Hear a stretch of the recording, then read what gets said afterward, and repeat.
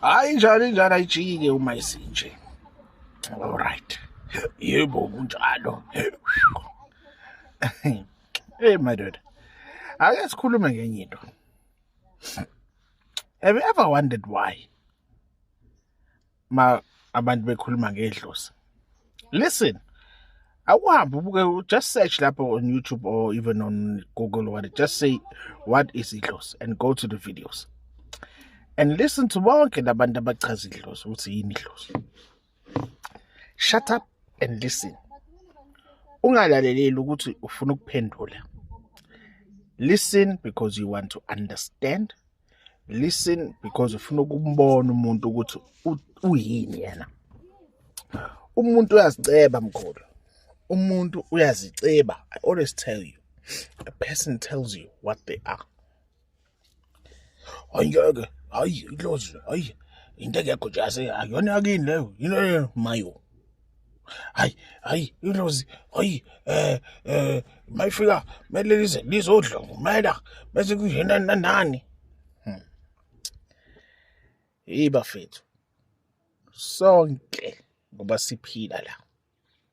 Siphila ngomoya. The strongest thing in this world is the element of air. The element of air is the strongest thing. Umoya. Sifunguvungu.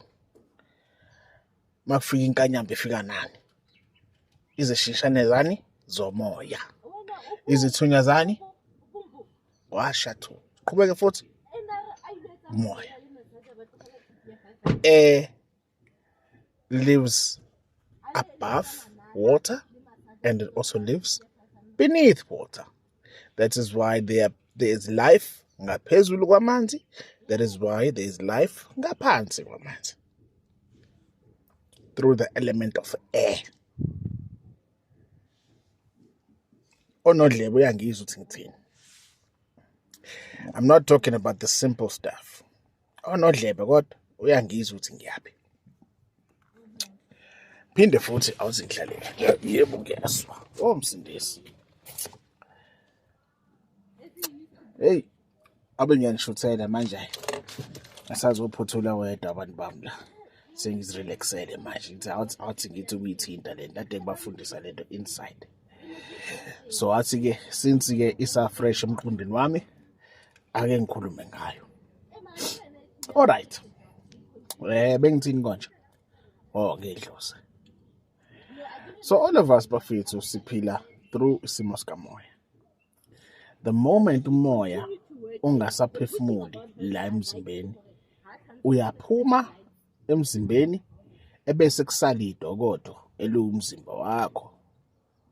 Ebese umoya uya la kumele uye khona.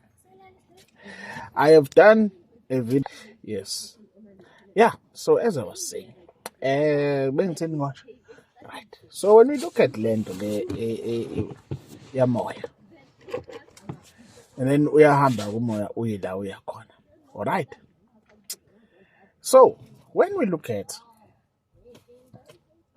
idlozi, shuthi ukuze kuphila idlozi liphila through ini umoya. Ekungumoya okhuluma nani? Nomoya lo ophilayo la. Okusho ukuthi umoya onjani? Osuphumile kwidokodo. Osukhuluma nalo idokodo eliphilayo. Okusho ukuthini? Umfanekiso wethu thina siyawazi. Okusho ukuthi kumele sikhulume kumfanekiso okungowethu. That is why you find abanye abantwana bagcina sebebangwa amadlozi ngoba kunabantu abafike bathi umfanekiso wethu lo. Ebese kuba khona abantu abathi yebo umfanekiso wenu kodwa anzange nilungise ngesimo sikamoya. Uma kushada abantu kumele kuhlanganiswe imimoya ukuze kunjani babe moya munye. Yayizwa leyo ndaba? Okusho ukuthi ukuze kuphile lento eyilidlozi kumele iphile kwini kumoya. Uyangizwa nkosikazi?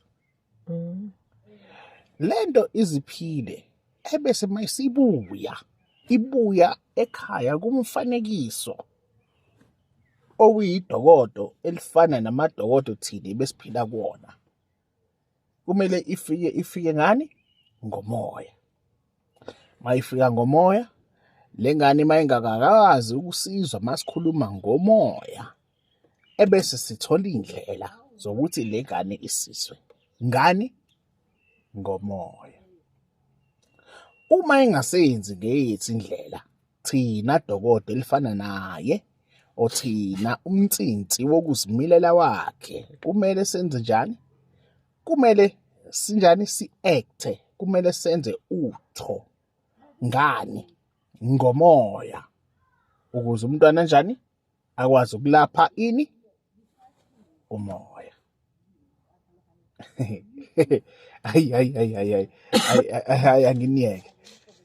No. It deserves ama-conference ami. No.